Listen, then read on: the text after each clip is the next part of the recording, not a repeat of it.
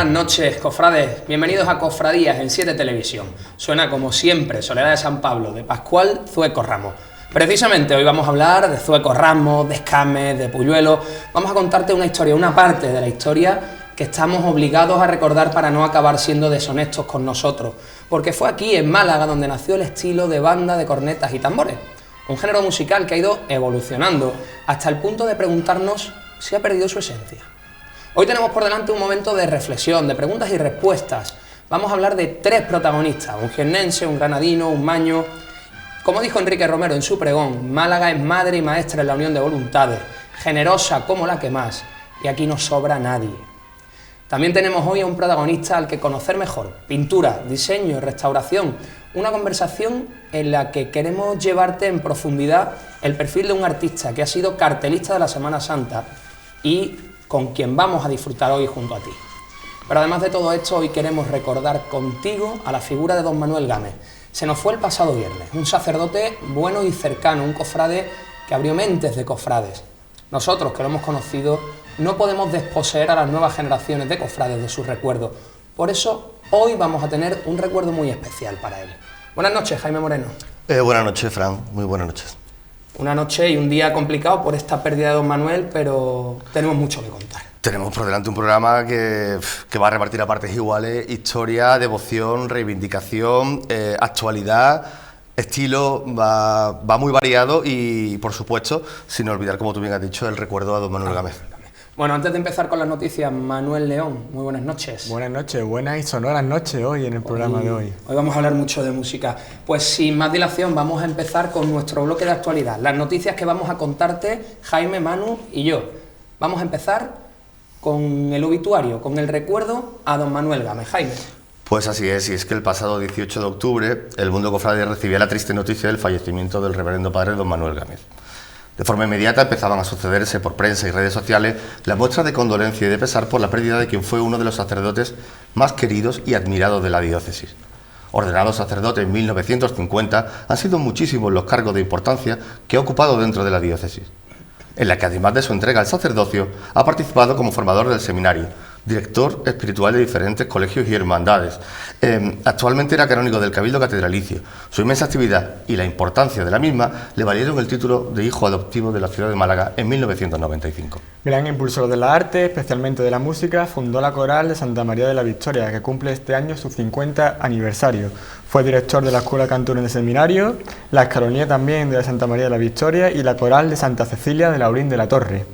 En esta parcela se dedicó a recuperar y componer piezas de música sacra, lo que valdría su ingreso en la Academia de la BBAA de San Telmo en el año 1978 y la participación en diferentes comisiones y juntas de patrimonio, llegando a ocupar también la dirección del Museo Diocesano de Arte Sacro. En cuanto al mundo cofrade, destaca su papel rehabilitador de la Semana Santa en las décadas de los 70 y 80, especialmente la Hermandad del Monte Calvario, de la que fue fundador y alma mater desde el primer momento, y donde fue velado su cuerpo desde el mismo viernes, celebrado por la tarde misa corpore insuelto, donde las imágenes de las dolorosas se mostraban vestidas de riguroso luto. Tuvo estrecha relación con otras cofradías como la de las Penas o la Paloma, de quien fue vestidor de la imagen de la Virgen y pregonero de nuestra Semana Santa en 1980. La despedida tuvo lugar en la catedral el sábado, donde se desarrollaron las exequias del canónigo a partir de la 1 de la tarde. Ese mismo día, el día de su fallecimiento, estaba previsto un concierto homenaje a su figura de la Coral Santa María de la Victoria y ha sido trasladado al día 25 a las 8 de la tarde en la catedral. Los homenajes que ya se estaban produciendo en vida, recordemos que se le dedicó una calle, han seguido sucediéndose a todos los niveles, destacando los 3 días de luto decretados por el Ayuntamiento de Fuengirola, localidad de la que era hijo predilecto. Descanse en paz, don Manuel Gámez, ha sido un placer conocerle en vida. Y de esta noticia luctuosa vamos a pasar a la actualidad empezando con una serie de efemérides que han tenido lugar en los últimos días, y es que el pasado lunes 21 de octubre la Hermandad del Sepulcro celebraba el 125 aniversario de su fundación en el mismo día donde muchos años atrás, en 1894, se aprobaron sus reglas. Tras el concierto de días pasados, la corporación conmemoró la efeméride con una misa en la abadía de Santa Ana del Cister. Y siguiendo con las conmemoraciones, ha hablado del aniversario de la coronación de la Virgen de la Trinidad. Y es que el pasado lunes se celebró Eucaristía y posterior besamano de la Virgen de la Trinidad por el 19 aniversario de su coronación canónica, que tuvo lugar en el Año Santo Jubilar, festejado en el lejano ya año 2000. La declinada bandeja del trono del Señor hizo de soporte a un dosel que respaldaba la imagen. Y para cerrar este capítulo de efemérides, contamos que el lunes se celebró el Cabildo Extraordinario de las Reales Cofradías Fusionadas con un único punto del orden del día, que era la aprobación de los actos programados para un triple aniversario de Azotes y Columnas, el 225 de la bendición de la imagen, el 375 de la devoción y el 50 aniversario de la reorganización de la salida procesional. Será a partir de este punto cuando el Obispado valore todas las circunstancias expuestas para la autorización de salidas extraordinarias, como así desea la corporación.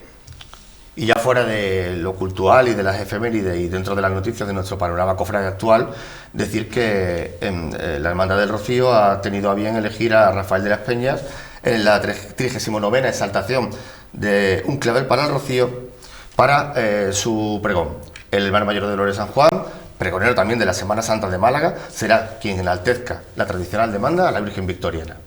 Por el otro lado, y dentro de los preparativos para la Semana Santa de 2020, la Hermandad de la Cena ha hecho público el pintor que ilustrará la salida procesional del próximo año. Será José Antonio Jiménez, autor del pasado año el cartel oficial de la Semana Santa. El artista que ilustre con su desenvoltada pincelada la procesión de la Hermandad Sacramental de la Cena. Y terminamos esta parte de actualidad antes de entrar en el culto externo con la reunión en Córdoba de los presidentes de los organismos cofrades andaluces, donde se actualizaron conocimientos sobre gestión cofrade y empezaron a preparar una acción común junto a la Junta de Andalucía de cara a la próxima Feria Internacional del Turismo de 2020. El próximo encuentro se realizará en el mes de febrero en Jaén. Y ahora, Jaime, nos vamos a la calle. Nos vamos a la calle y al culto externo, porque el pasado sábado, y como es tradicional, se celebró el 44º Rosario de la Aurora de la Virgen del Amor Doloroso, que ante la inestabilidad meteorológica no pudo ser este caso externo, y hubo de realizarse por las naves del templo de los santos mártires Ciriaco y Paula. Al día siguiente, el 20 de octubre, pudimos presenciar y compartir el Rosario de Gloria que presidió el Sin Pecado de la Hermandad del Rocío de la Caleta. El acto, que partió de la iglesia de Santiago, llegó a la catedral con el rezo del Santo Rosario, para la celebración de la misa celebrado por el Obispado de la Diócesis. Una vez finalizada, el Sin Pecado fue entronizado en la carreta, dando inicio a la procesión gloriosa que tendría en la calle Madre de Dios su finalización. Y acabamos este bloque con una presentación, con una salida procesional que por primera vez se realizaba. Es el caso de la Divina Pastora de las Almas de Cártama, una imagen de Juan Vega Ortega que fue recibida a partir de las 7 de la tarde por las calles de su localidad. Agradecemos desde aquí las imágenes que estás viendo, que nos las ha facilitado nuestro buen amigo, compañero y editor de la revista Cofrade, Rafael González. Fue una salida extraordinaria, interesante. Vemos un trono original, una imagen del gusto cofrade. Yo creo que viene a aportar muchísimo a esta iconografía, ya de por sí bien representada en Málaga con una imagen exquisita. Sí, añadir que el cortejo fue acompañado musicalmente por la banda de cornetas y tambores de la Real Cofradía Fusionada y por la banda de música de la Cruz de Humilladero, que interpretó una cruceta alegre y festiva que permitió a la imagen en este momento le estaban tocando campanilleros. Brillar con especial intensidad. Agradecemos también a esta hermandad que nos haya facilitado el poder haber tenido estas imágenes, poder haber salido este pasado viernes en Viva Málaga, el periódico que ya saben todos los viernes tiene información de cofradías. Y antes de pasar a la agenda, Manu, tenemos una semanita que se viene importante, se viene bien cargada, ¿verdad? No extraordinario, porque nosotros toda la semana dejamos deberes, pero sí mucho gasto a lo que asistir, sin duda. Pues muy buenas noches, Manu. Nosotros vamos a la agenda y en un momentito volvemos con un protagonista. En cuanto a la agenda, cofrades, el jueves 24 de octubre tendrá lugar la mesa redonda de Salesianos por el Mundo, a las 8:30 en la Casa Hermandad de Salesianos. El viernes 25 se presentará la revista La Saeta, edición otoño, a las 8 de la tarde en la iglesia de San Julián.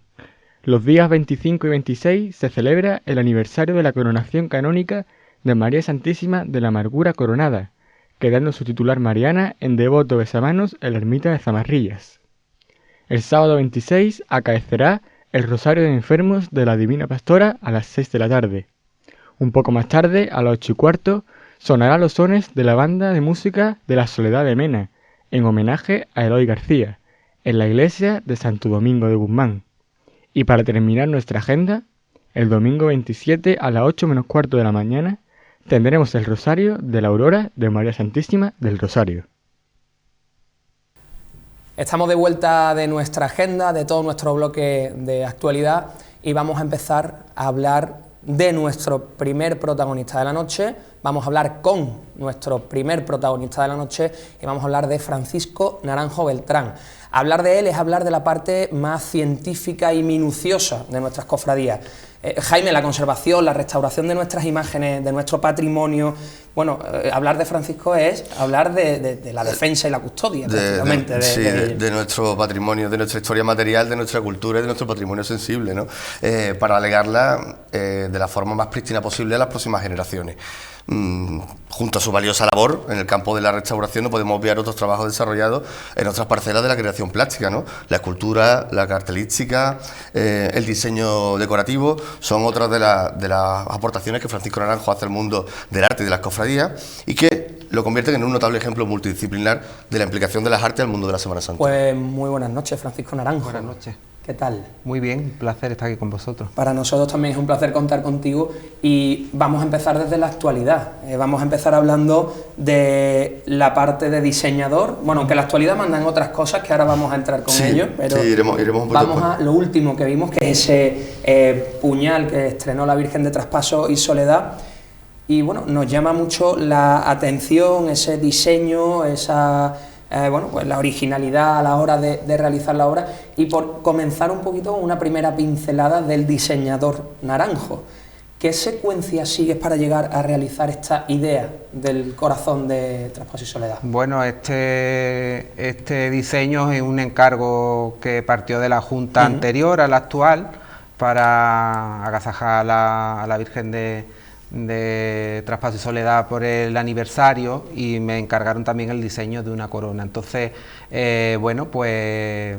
parto de un poco la estética del ambiente donde la cofradía cohabita, ¿no? Que es los mártires, Santa Catalina. Sí. Y bueno, teniendo en cuenta que es la cofradía de los viñeros, pues partir de los motivos que tengan que ver con la vid, con la uva y las rocallas, que son el estilo rococó, que es el estilo que predomina en la iglesia de los mártires.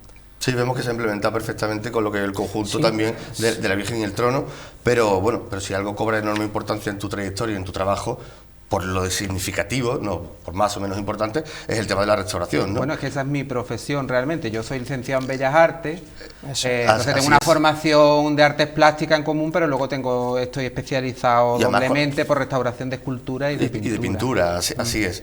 Por dar una pincelada e ir un poco hacia atrás en el tema de las restauraciones, una pincelada breve, recordar la precipitada por urgente restauración que tuvo que sufrir en el Nazareno de los Pasos en el Monte Calvario en el 2018.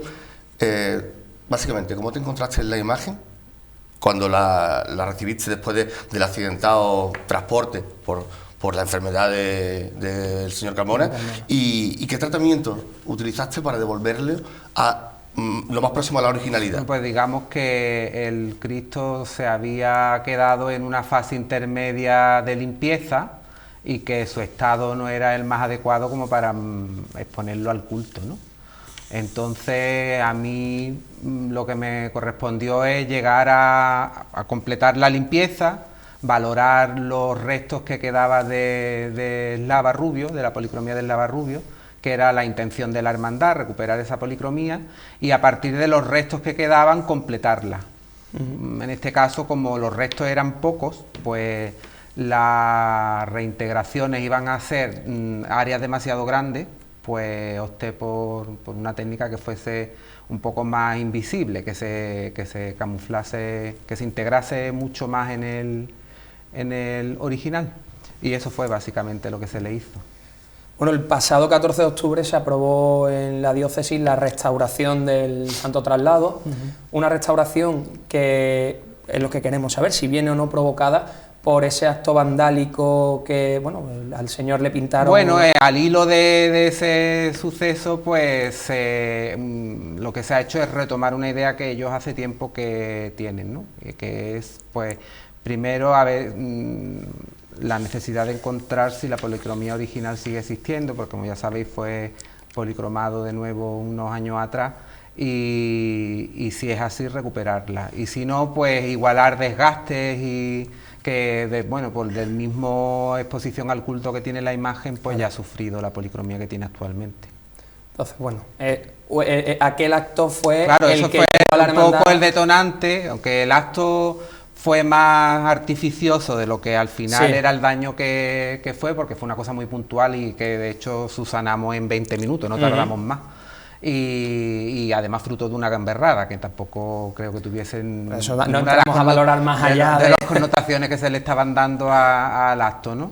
Pues ellos ya venían barajando la posibilidad de intervenir el Cristo y bueno, pues a raíz de ahí ya empezamos a hablar del tema. Talla de Francisco Moreira, que repintó o repolicromó Pedro Pérez Hidalgo, restaurada por Estrella Arco, restaurada también por Israel Cornejo en 2011, al que se le achacó una serie de problemas estructurales. No son muchas restauraciones en tan poco tiempo, sobre todo a partir de los 90 hacia acá. La de Pérez Hidalgo se queda más atrás en el tiempo, claro. Pues bueno, yo es que desconozco de momento, hasta que no tenga la imagen que pueda documentarme y hacer un poco de recopilación del bagaje histórico de la imagen, no sabría hacer juicio de si son muchas o son pocas. Son sospechosas tantas seguidas, pero no sé decirte por qué o por qué no, porque todavía lo desconozco. Bueno, si eran necesarias o no, quiero decir. Sí. Tan actual es lo que le vamos a preguntar, o por lo que vamos a preguntar ahora, que no hemos ni siquiera incluido las imágenes en el guión porque fue algo de anoche, Jaime. Sí. Bueno, ayer hubo un comunicado por parte de la Archicofradía de la Sangre donde se introducía una serie de modificaciones en el proceso de restauración de la Virgen de Consolación y Lágrimas, ¿no? Que fue retirada al culto el 28 de septiembre, estaba previsto un lapso temporal de unos 3 meses para la vuelta al culto, y ayer pues nos recibía una convocatoria de cabildo extraordinario por parte de la hermandad, y yo quería preguntarte cuáles son los motivos básicos que ha llevado a la cofradía a replantear el grado de la intervención en la imagen. Bueno, pues yo os cuento un poco la secuencia de los trabajos, cómo van hasta ahora mismo, que es lo que he hecho cuando he tenido que exponer para esta revisión en Junta de Gobierno y en la comisión.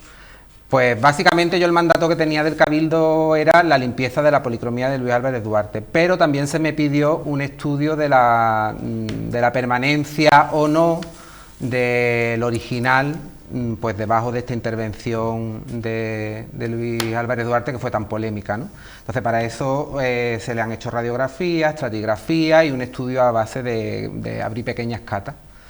Al comienzo de los trabajos, que empiezo haciendo las catas, pues resulta que la primera cata que abro, pues bueno, después de la radiografía vemos que es la parte de soporte original que queda, que es la mascarilla, y entonces abro una cata y realmente no encuentro nada. Entonces pues convoco a la comisión de la restauración y les cuento, bueno, pues que no va a haber nada debajo. Pero más adelante, cuando ya estaba limpiando la policromía de Luis Álvarez Duarte, que además iba a suponer para la cofradía un cambio de imagen tonal sobre todo, pues decido abrir más catas en otro sitio, y cuál es la sorpresa, que empiezan a aparecer restos de la policromía original, debajo de la de Palma y debajo de la de Luis Álvarez Duarte. En un alto grado, porque yo calculo que un 80% permanece, que entonces yo mi deber fue pues llamar a la cofradía, a la hermana mayor, comunicárselo y bueno, y comentarle que yo creo que merecía la pena, porque era de bastante calidad, además lo que hay es de bastante calidad. Tú has hablado de la radical intervención del año 72, ¿no? Por parte de Luis Álvarez Duarte, una época que respondía a otros modelos y otras modas y a otras costumbres que afortunadamente hoy parecen superadas. Te quería preguntar yo que qué puede ser recuperado de la primitiva imagen, aparte de parte de la policromía, y si hay algo de las delicadas y exquisitas facciones que tenía aquella Virgen atribuida a Fernando Ortiz, si pueden ser recuperadas. Pues sorprendentemente la intervención sobre el soporte de Luis Álvarez Duarte no es tanta. lo que él hizo fue abrirle los párpados. Además, abrir los párpados en un grado que no es natural, o sea, de manera que las órbitas de los ojos se quedan fuera del párpado. Y esto se disimula con las pestañas. Pero luego el resto de la talla es la suya, está intacta. Lo único que es que, pues, si siguen las crónicas del destrozo que se le hizo a la imagen, que cayó por la escalera del Cervantes y cayó con la cabeza, con la cara contra el suelo, pues sí es verdad que tiene ciertos retoques, pero ya no son de Luis Álvarez Duarte, son de la recomposición que hizo Palma García y Palma Burgos. Y, por ejemplo, la punta de la nariz está reconstruida. Entonces, sí, esos son, y un párpado, uno de los párpados está reconstruido también. Entonces, esos son los únicos retoques que tiene. El resto es todo el original.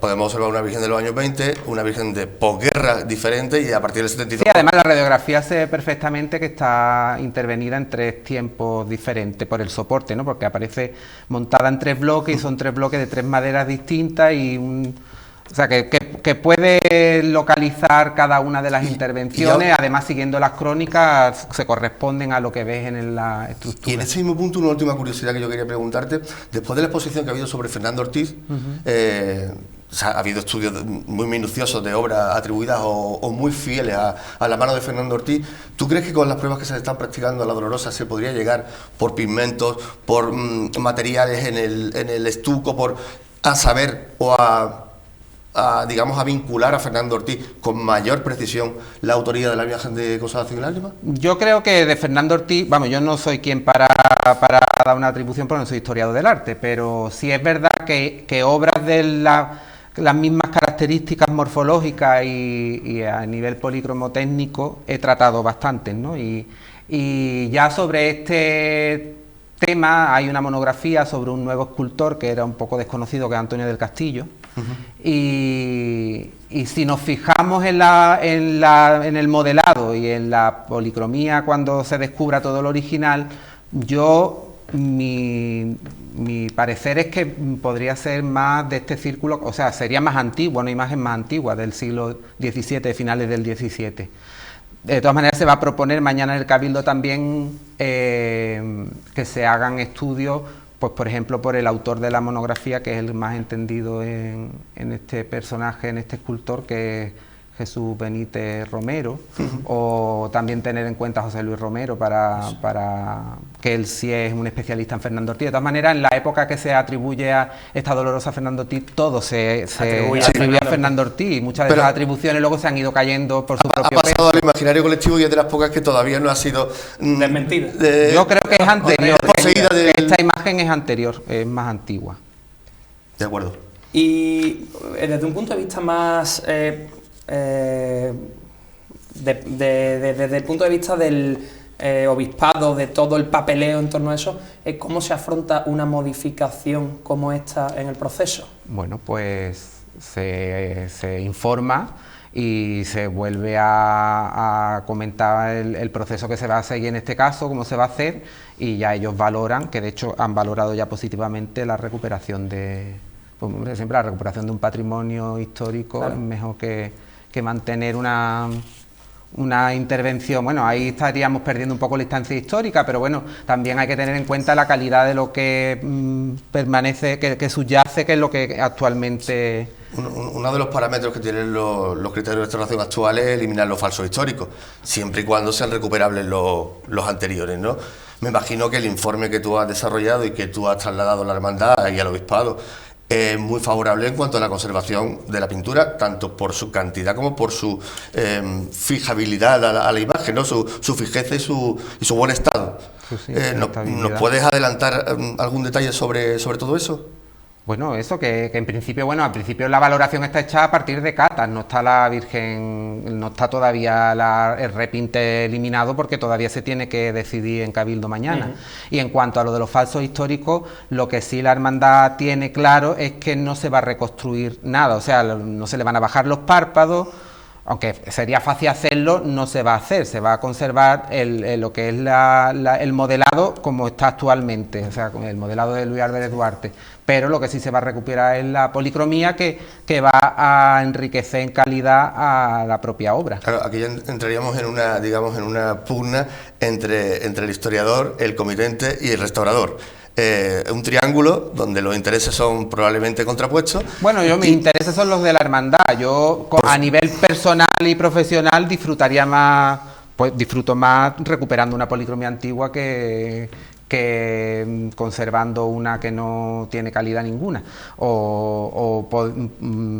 Ahí también entra mi faceta de artística, ¿no? Pues soy licenciado en Bellas Artes y a lo mejor me haría ilusión recomponer las partes que le faltan pero bueno, yo me debo a la cofradía y lo que la archicofradía mañana decida es lo que se va a hacer. Pero ya te digo, de todas maneras, el tema de los párpados, que me lo ha preguntado mucha gente, eso es que no se va ni a plantear. Aquí la convocatoria de Cabildo Extraordinario es para decidir si se recupera la policromía o se deja debajo. No hay más sobre el tema.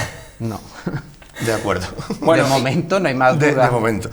De momento eso, hasta mañana que pueda, bueno, no va a haber... Si ellos cambian de idea de aquí a mañana, eso es lo que tengo yo entendido y lo que voy a exponer mañana, que tengo yo que asistir al Cabildo para exponerle a los hermanos la modificación del proyecto. ¿Y cómo se afronta una exposición ante un cabildo de hermanos, siendo cofrade como eres, desde el punto de vista devocional? Porque el hermano, en el momento que la Virgen vuelva con una policromía distinta, va a decir, esta no es, esta es otra, esta es distinta. La verdad que ya es la tercera vez que lo hago, porque hace 2 días, el cabildo se ha convocado con 48 horas de antelación, expuse lo mismo a la comisión de la restauración, a la permanente y a la Junta, que al final terminó aprobándolo por unanimidad. Bueno, yo a lo que alego es a que tengan una visión más allá y que piensen en que pueden perder una oportunidad de recuperar un patrimonio, de enriquecer su patrimonio y que no dejen pasar un momento histórico que tiene ahora mismo la hermandad. También queda simplemente enunciar que tienes pendiente también iniciar los trabajos de la Virgen de las Penas. Pues sí, que el viernes firmamos el contrato y posiblemente a partir de la semana que viene ya empecemos. Pero vamos, la intervención de la Virgen de las Penas es más de mantenimiento que de restauración. Limpieza no se le va a hacer, lo que es los arañazos típicos de los alfileres, pues repasárselo. Ya está. No es más. Pues, bueno, llegado a este punto, vamos a hablar de otra de tus grandes facetas, que es la cartelística.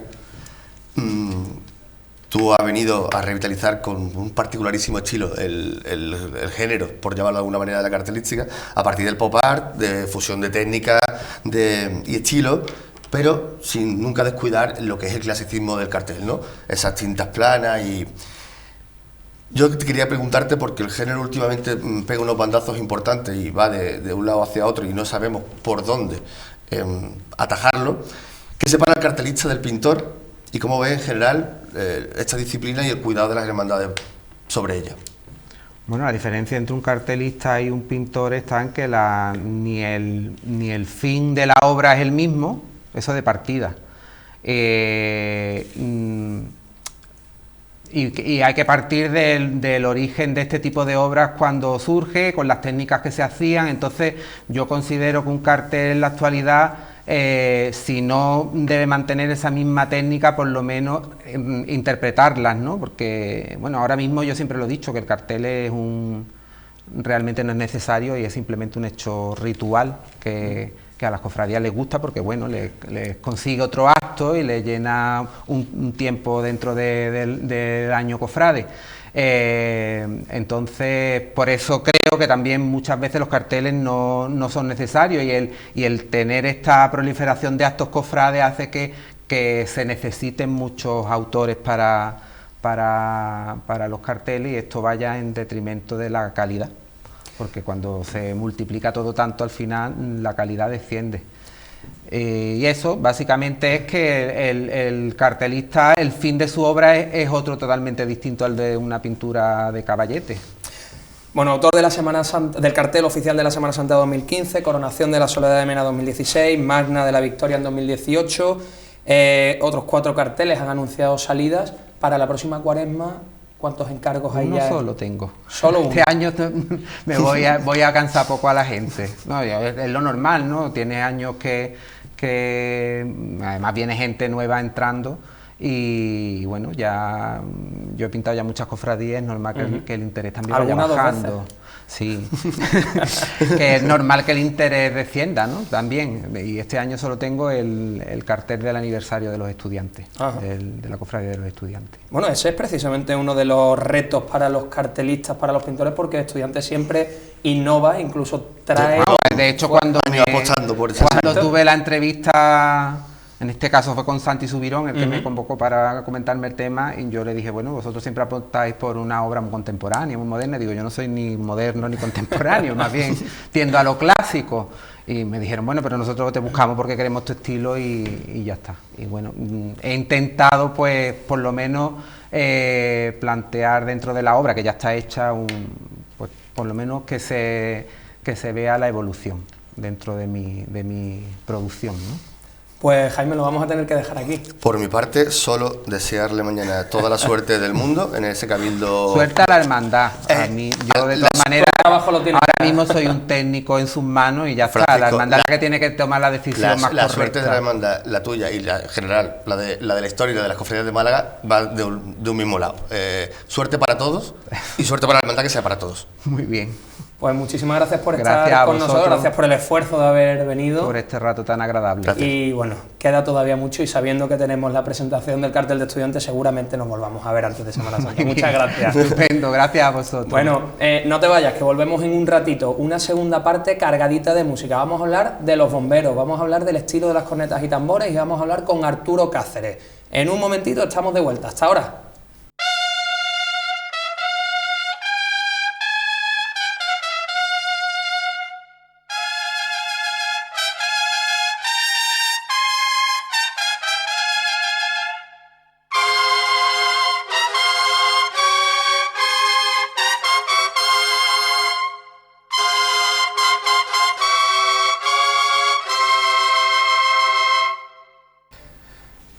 Tú siempre te preguntas, o alguna vez me has dicho, ¿por qué tenéis Soledad de San Pablo de sintonía, de cofradía?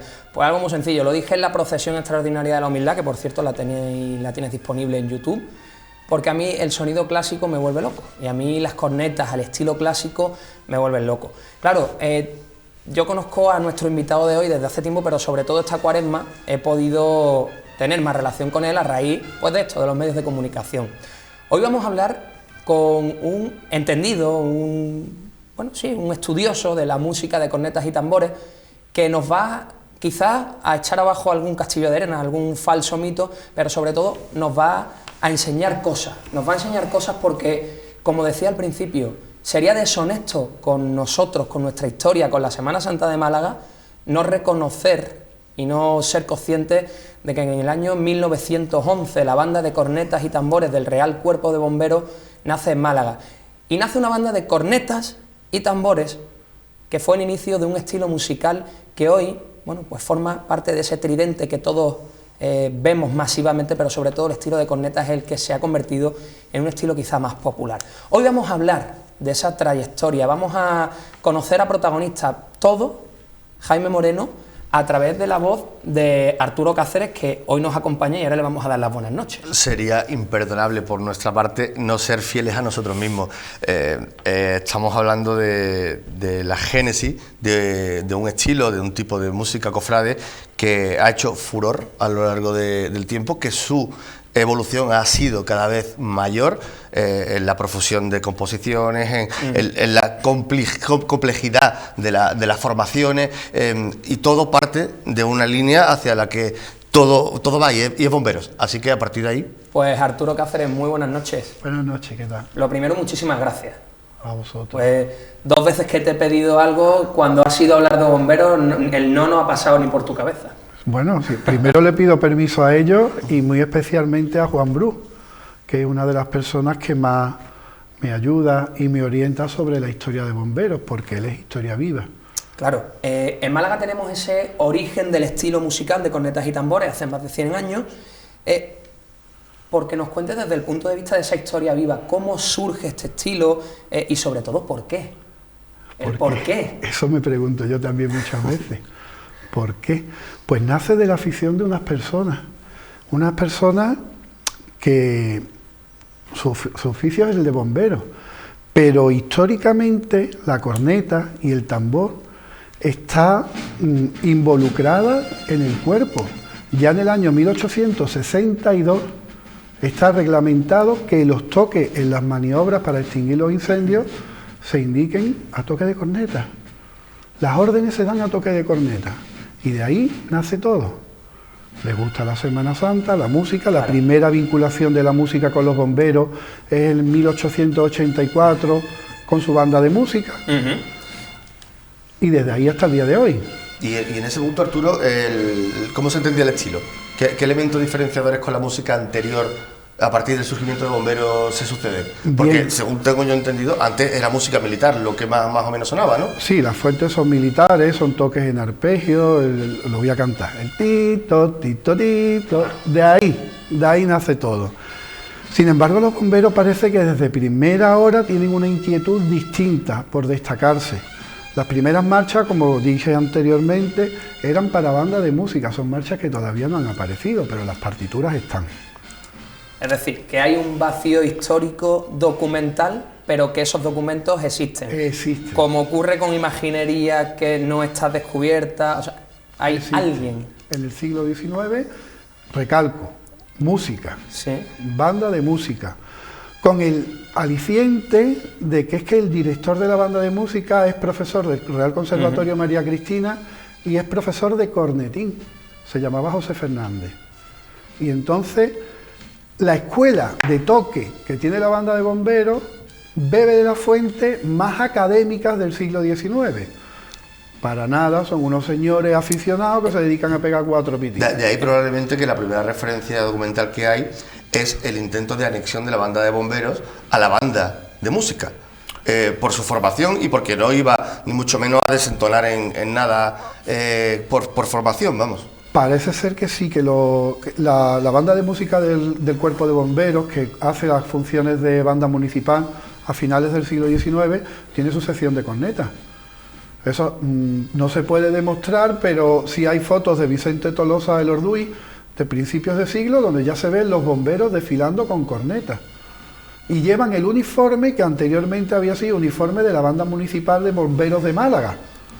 Con lo cual nos movemos por indicios, pero los indicios son varios los indicios que apuntan en la misma dirección. Si bien no es cierto que hasta los propios bomberos, hasta el año 1911, nos dice que tienen banda de cornetas y tambores, la actividad con cornetas solamente es anterior a esa fecha. Y las piezas que se tocan incluso se pueden indicar, vamos, se conocen. Hemos estado escuchando en este inicio y viendo imágenes de Cristo del Amor, que es la marcha santo y seña de este estilo, la marcha casi fundadora del estilo. Hay una figura que es la de Escámez, que hoy está, parece que es bien recuperada, venerada incluso. Pero ¿quién fue Alberto Escámez? Sabemos que era un músico que venía de Linares, de Jaén, eso sí, bueno, pues tenemos ese conocimiento, pero ¿quién fue Alberto Escámez desde un punto de vista musical? Pues mira, brevemente y en palabras de uno de sus alumnos, Alberto Escámez era un músico adelantado a su tiempo.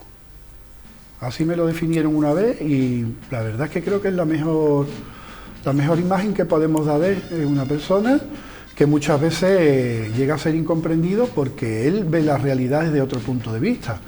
Un músico militar con unos sólidos valores, pero creativo hasta un punto que no le puede seguir la pista, claro, muchas veces. Llama la atención porque la figura de Escámez, esa incultura histórica, sitúa prácticamente a Alberto Escámez como fundador de la banda de cornetas y tambores. Eso es un mito. Sí, pero gracias a su obra tenemos banda de bomberos todavía. Exacto. La banda no la funda él, pero la banda la refuerza, le da contenido, le da el sentido que tiene hoy. Sí, yo creo que la banda tiene unas inquietudes artísticas, ya en época de Antonio Frutos como director, y él bebe la fuente de los componentes anteriores, en la que ellos se centran en la música de Semana Santa, mientras que en las bandas de bomberos de España, bomberos de Málaga no es la única, el resto se dedicaban a cabalgatas, procesiones menos, eran actos culturales y tal. Bomberos se centra en la Semana Santa, son cofrades, les gusta tocar en Semana Santa, y al tener un repertorio propio y al defenderlo y a capa y espada es lo que le ha dado razón de ser para tener continuidad en el tiempo. Mientras nadie recuerda la banda de bomberos de Barcelona, de Valencia, de Granada, La de Málaga permanece. A partir de aquí te quería preguntar yo, ¿cuál fue su papel entonces? Porque sabemos que fue compositor de las marchas más clásicas y más recordadas de aquella época. ¿Cuál fue su papel en los primeros años? Y bueno, ¿y qué supuso la figura de Alberto Escame en esos primeros años de la existencia de bomberos renacidos o reactualizados? Pues los bomberos de la época se quieren destacar en el resto de bandas de Málaga. Hay, en palabras de los periodistas de la época, hay varias bandas de cornetas y tambores en Málaga en los años 20, por ejemplo. Hay 4 bandas de música y Bomberos empieza a destacar, gracias a la obra de Alberto Escame, hasta que alguien me lo rebata. La historia está viva. Y simplemente Escame capta la idea que tienen los bomberos. Tienen un instrumento, que es el instrumento reglamentario del ejército todavía, que es la corneta con transpositor do re bemol. Nadie le da un uso melódico a la corneta y llega Escame y se da cuenta de las posibilidades que tiene. Escame es una persona que no solamente conoce la corneta do re bemol, sino que es partidario de experimentar un poquito más. Con clarines, con corneta heráldica, es una persona que se interesa por este tipo de instrumentos, llamémoslos menores, pero a él le gusta hacer música con todo. Y consigue un conjunto instrumental bastante importante para la época. Nadie tocaba como ella. La pregunta, ¿crea o perfecciona el estilo? Yo podría pensar que perfecciona, pero todavía no tenemos la prueba. Es decir, hablamos de que él puede ser padre, sí, de lo que ha llegado hasta nosotros gracias a la actividad incesante de los bomberos, es Escame. Posiblemente aparezca algún día en el baúl de los recuerdos partituras anteriores, pero no han tenido vida, claro, que es lo importante. En 1 segundo, 10 segundos, hemos escuchado la marcha Pobre Zaragoza. ¿Por qué Pobre Zaragoza? Tiene una historia muy bonita detrás. Pobre Zaragoza, sí, la verdad que una historia que... Pues, Zaragoza era vecino de Escame, vecino puerta con puerta. Zaragoza era bombero de profesión y, me voy a atrever a decirlo, era el cabo de tambores de la banda del Real Cuerpo de Bomberos. Nunca antes lo he dicho. Fallece una noche y Escame le dedica una marcha a su buen amigo, como eran todos los componentes de la banda de bomberos. Y de ahí viene la marcha Pobre Zaragoza. Muchas veces no sabemos por qué algunos la llaman al Pobre Zaragoza. No, es Pobre Zaragoza con signo de exclamación. Así la escribió. Bueno, además de Escame, figura de la que podríamos estar hablando días, ha llegado también hasta nuestros días patrimonio musical de los inicios de esas composiciones de bandas de cornetas y tambores, y hay otros 2 personajes. Antes de entrar con Zueco Ramos, al que le queremos dedicar un poquito más de tiempo por aquello de que es el autor de la sintonía que escogimos para Cofradía, llama la atención la figura de Bernardo Puyuelo. Bernardo Puyuelo, que además no era siquiera andaluz. Sí, era andaluz. Perdón, es Zueco Ramos el que es maño. Eso es, sí, Puyuelo viene de Granada. Pero tienes razón en una cosa. Puyuelo nace en Granada, pero la mayoría de su vida militar es en el norte de África. Se desarrolla en el norte de África. Los primeros datos que yo tengo de Puyuelo es porque se destaca en el año 1898, siendo un niño, recaudando fondos para los militares en la guerra de Cuba. Y a partir de ahí empiezo a tirar el hilo de quién es Bernardo Puyuelo, que no sabíamos nada de él. ¿Tiene algo que ver esa estadía en Marruecos con el sonido de las cornetas? ¿La cercanía a instrumentos como las chirimías de los regulares, ese sonido más agudo o no? Es una barbaridad musical porque yo no tengo ni idea. Creo que se juntaron los planetas. Porque se inventa la corneta. Bueno, la corneta existe de antes, pero hay un constructor de instrumentos que se le ocurre la feliz idea de ponerle una válvula con un tonillo que sube medio tono para que las cornetas puedan tocar con bandas de música que están en afinación normal del siglo XIX y afinación brillante del siglo XIX. No sé si aburro al público con esta explicación. Simplemente es un mecanismo que cambia medio tono la corneta para hacerla compatible con 2 tipos de afinación distintas. Arturo, no podemos dejar de remontarnos al origen para entender de dónde venimos y quiénes somos ahora mismo, ¿no? Eso es inapelable. A mí hay una cosa que me sorprende y es que Puyuelo y probablemente Zueco Ramos eran más jóvenes que Escame. ¿Cómo fue esa relación? No. Perdón, más mayores. ¿Cómo fue la relación del dominio del más joven dentro de...? Es que yo creo que entre músicos, hablando un lenguaje universal, el que tiene una idea original que expresar, resuena en el alma de los demás. El caso de Puyuelo era un hombre extremadamente discreto, muy creativo, pocas obras han llegado hasta nuestros días, hay cosas que todavía se están investigando de él, y lo cierto es que acoge a Escames como si fuera un hermano mayor.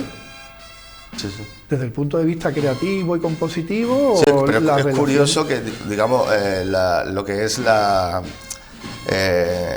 escala militar, ¿no? Y el decoro y respeto militar, como que también va en la veteranía, y en este caso pues la figura fue Escames. Pero bueno, siguiendo con Puyuelo, ¿qué puedes destacar de su obra? Que tú me has dicho que hay mucha todavía por investigar. Hay mucho. La prensa de la época, finales de los principios de los años 20, habla de él porque es un músico que escribe música popular, pero se aleja de lo chabacano. Se queja muchas veces de que las canciones populares de la época no tienen buen gusto, y alaban el buen gusto de Puyuelo. Y al igual que Escames, le achacan una cosa, y es ser modesto hasta el extremo, de no querer aparecer nunca en ningún sitio, que no se hable de su obra, que no se hable de ello. Y es lo que se le achaca. Hablabas antes de la alineación de los planetas, de haber tenido, bueno, pues, a los fundadores de la banda, a Zueco Ramos, a Escames. Zueco Ramos, ¿cómo llega también a Málaga? Parece ser que de una forma casual. Yo por los datos que me cuenta la familia, porque él falleció en el año 84. Y entonces, Pascual Zueco llega a Málaga estando de gira, viene con su mujer, y la mujer se pone de parto. Está en Málaga varios años. También es saxofonista, da la casualidad de que Escames toca el saxofón, que quien llegaría a ser director de la banda de bomberos, Pepe Fruto, era saxofonista también, y Pascual Zueco también tocaba el saxofón. Pascual Zueco se mueve mucho en los ambientes nocturnos de Málaga, y en esos ambientes de Málaga hay una orquesta que es el Trío Calavera. Y uno de los componentes del Trío Calavera es Pepe Fruto. En aquel tiempo todavía está vinculado al cuerpo de bomberos, es bombero, su padre es el director de la banda, pero él todavía no, lo único que hace participando con la banda es desfilando como gastador en la banda. Cuando su padre se retira, ya entra como director de la banda. Y en este impasse, entre que el padre deja el cargo y lo coge el hijo, tenemos la feliz aportación de Pascual Zueco con 4 marchas. 4 marchas que se alejan del canon de Alberto Escames y te muestran una perspectiva distinta. Sigue el modo clásico de composición. Cuando hablo de modo clásico, no es clásico de la corneta y el tambor, es de la composición, de la música. Es un músico con una sólida formación musical en Valencia, aprende música religiosa. Él estuvo en un colegio religioso hasta que se hace mayor y no quiere tomar hábitos y se vuelve a su pueblo. Y de ahí empieza su vida civil, por así decirlo. Y esa formación religiosa y esa formación musical es lo que nos lega en forma de 4 marchas. 4 marchas que marcan una senda, pero ahí para su aportación compositiva. Por desgracia no tenemos más obras suyas. Las 4 expresamente dedicadas al cuerpo de bomberos, hay que decirlo. Vale, escritas específicamente. Específicamente, es más, de puño y letra suyo he visto partituras que ponen compuestas expresamente o dedicadas a la banda del Real Cuerpo de Bomberos de Málaga. Y aquí me voy a salir un poquito de lo que teníamos, porque las marchas se han ido, de hecho hay un disco de los años 90 en los que los títulos no se parecen en nada. Mucho. Ha cambiado. Esos cambios de dedicatorias, esas modificaciones en los nombres de las marchas, de lo original a lo que fue en los 90 y a volver ahora al original, ¿a qué se ha ido debiendo? Por suerte o por desgracia, Málaga sí se ha mantenido fiel al legado, salvo una marcha, que ahí vinieron los problemas con la Virgen del Linarejo. El resto siempre se mantiene la orden de Escames. Tengamos en cuenta que Alberto Escames, como padre fundador del género, vamos a hablar de un género de música religiosa, dicho por Escames. Escames dice que escribe música religiosa. Bueno, él escribe una partitura, la partitura pasa a la banda de bomberos, Escames la monta. Evidentemente, si tú montas una cosa, tú eres el autor, tú quieres que lo que viene en el papel se toque tal como viene en el papel. Correcto. Y que se respete el título y que se respete la música. Si al año siguiente se montan 2 o 4 temas más del mismo autor y sigue componiendo hasta el año 56, que escribe las 2 últimas marchas, Virgen del Linarejo y la Virgen del Pilar, hasta entonces es porque se respeta su voluntad. En el momento que su voluntad se deja de respetar, ahí termina la relación. Y te iba a preguntar, Arturo, llevando la historia hasta el presente, hoy en día la banda de Con el Tambores goza de una reputación importante y es reconocida por toda Andalucía, que es donde más se interpreta este tipo de música, y por parte del resto de España, como génesis del estilo, ¿no? En la actualidad, ¿qué queda de aquellos sones iniciales? Pues queda la lucha por recuperarlo. Suena duro, ¿eh? Que no es poco. No es poco, porque la verdad que hay que alabar el esfuerzo, sobre todo de los componentes actuales de la banda de bomberos, de tener muy claro dónde están, de tener muy claro lo que quieren, y de que a pesar de las modas, a pesar de las presiones de las cofradías, de las redes sociales, llevan años, bastantes años. Yo calculo que ya en la última etapa de Salamanca como director, con el visto bueno de Salamanca, se empieza a recuperar lo que se había olvidado o perdido. Y ahí también tiene parte de culpa la banda de la fusionada de los años 90. Y los bomberos antiguos, que muchas veces en vez de hablar con los bomberos de los años 90, hablaban con los niños que estábamos en fusionada para que recuperáramos eso. Entonces ahora mismo lo que se trata es de recuperar los sones clásicos a la manera clásica y apartarnos de moda y apartarnos de... Perdón que te interrumpa, porque yo siempre tenía... ¿Cuál es la manera clásica? Porque se nos ha vendido desde, hablando en términos grandilocuentes, desde el establishment, que la única o los únicos restos de lo clásico que quedaba, de lo clásico auténtico, eran los armados de la Macarena, ese sonido de tambor hasta hace un par de años, hasta el año pasado, casi metálico, ese sonido agudo. Ese es el estilo clásico. Ese es el clásico de la centuria. Eso es el clásico ¿Y de el los clásico armados. de bomberos cómo es? El clásico de los bomberos es radicalmente opuesto. No quiere decir ni que lo de la centuria sea malo y lo de que sea bueno, al contrario, son perspectivas diferentes. Hay que alabar también a la centuria una cosa, y es que parte del impulso recuperador que tenemos en Málaga obedece a la figura de Domínguez Gaona. Cuando Domínguez Gaona es director de la banda de la centuria, él aporta las partituras que tiene la banda de la Policía Armada. Claro.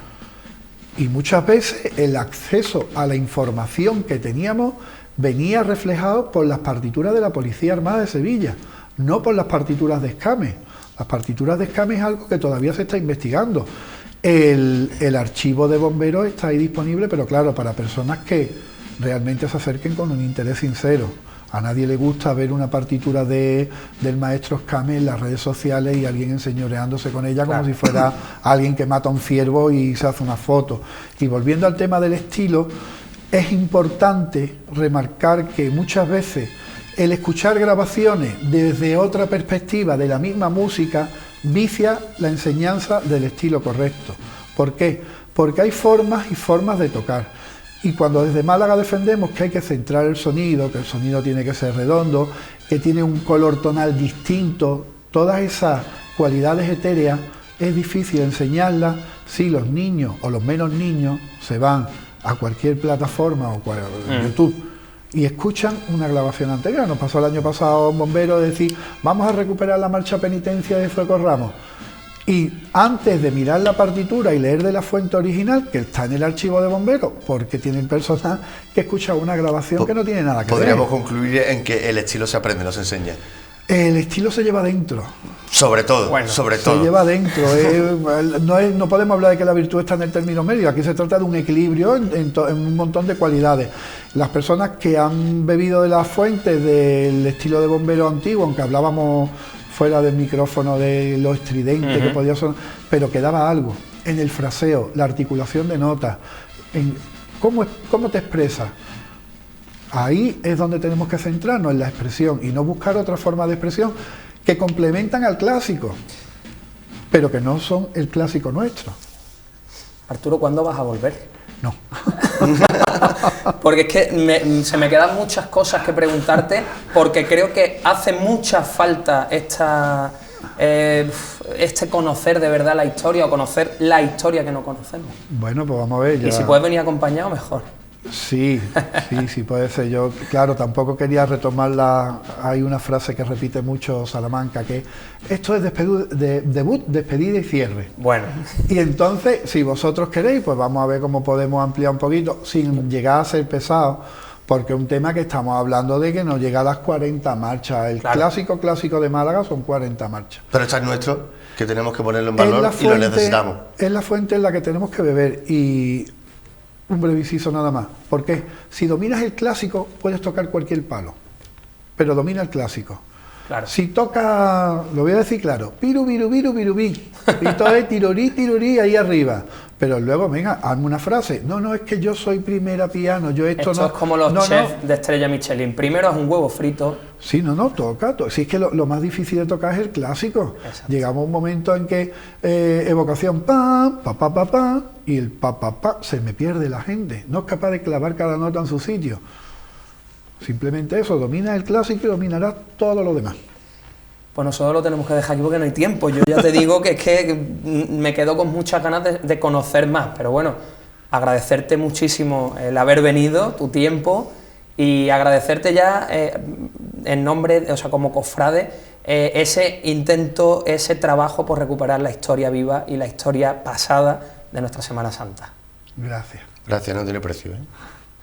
Pues bueno, lo vamos a dejar aquí, nos vamos a ir y vamos a seguir escuchando cornetas y tambores con un documento audiovisual que además nos ha facilitado Arturo Cáceres. Nos vamos a ver la semana que viene, vamos a hablar víspera de difuntos, vamos a hablar de la Archicofradía del Carmen del Perchel, vamos a hablar de la historia de las hermandades de enterramiento y simplemente síguenos en redes sociales, ve los programas, divúlgalos a través de tus redes. Nos vemos la semana que viene. Gracias por estar ahí. Sed libres y felices. Buenas noches. Las bandas tienen un especial e insustituible cometido en los desfiles procesionales de la Semana Santa. Pocas sonoridades hay de mayor fuerza y emotividad que una saeta interpretada por cornetas y tambores.